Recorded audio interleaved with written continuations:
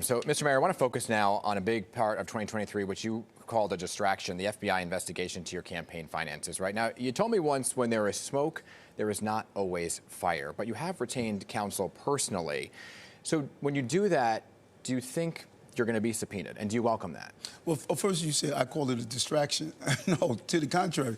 No distraction, stay focused and grind. Those are my three words. And being the mayor, there are always things that happens. And you must be able to stay focused and be able to compartmentalize each one of them.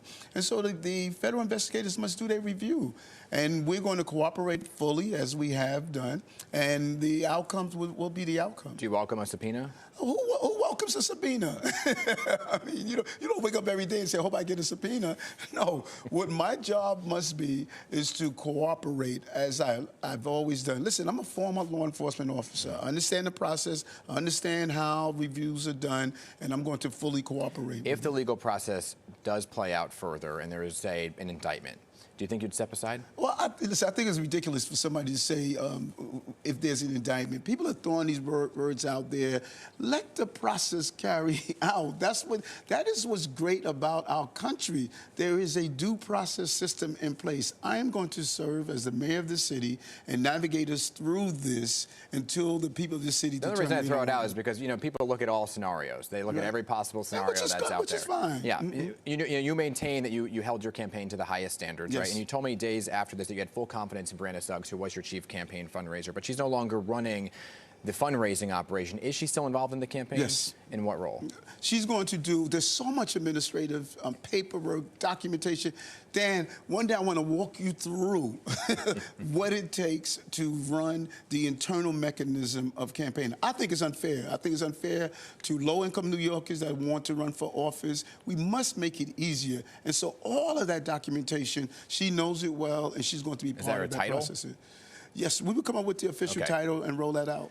So when you look at it overall, right, because a lot of folks would say, well, when there's an investigation, there's a trust factor, right? And it goes back to the approval question from early on. Do you think you have a trust problem with New Yorkers? And if so, how do you restore it?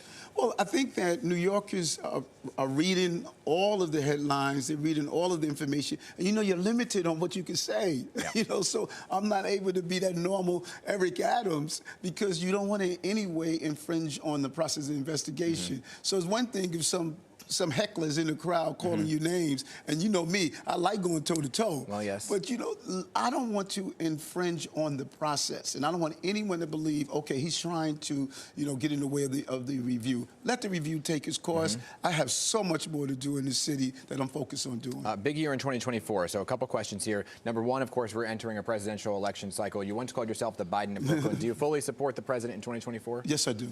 Okay, I want to talk about you now as we head into the new year. Most successful achievement this year? Clearly, like I stated, bringing down crime. I ran on that. That was my platform. Bringing down crime, bringing down shootings, bringing down homicide. And people tend to believe that our police officers are not working. No. Look at the number of arrests, number of guns off the streets, number of citation for quality of life issues. They are out there humming, and that to me was so important. New Yorkers had to get back on the subway and feel safe. Aside from the migrant crisis, one issue that you think you need to improve upon in 2024? Probably communication.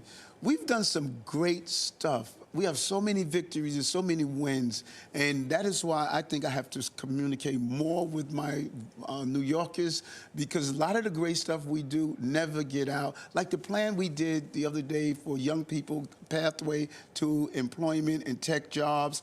You didn't read that anywhere. We have the deputy mayor on the Big 7 Morning News talking about it. You're always welcome here if you want to converse with New Yorkers and us. And heading into in 2024, 2 goals for you, and be specific here. Well, number one, to continue to lean into public safety. That is to me is crucial. And number 2, turning around this migrant crisis. That's important. 50% of the people who were in the system, we were able to get them self-sustaining. 80% that we gave a deadline of 30 days are out on their own. We've had some real victories. People from across the globe are looking at what we've done and trying to duplicate it, but I have to get this under control. Mr. Mayor, appreciate your time. I appreciate you being here. Yes. Happy holidays to you. We'll see you in 2024. Thank you.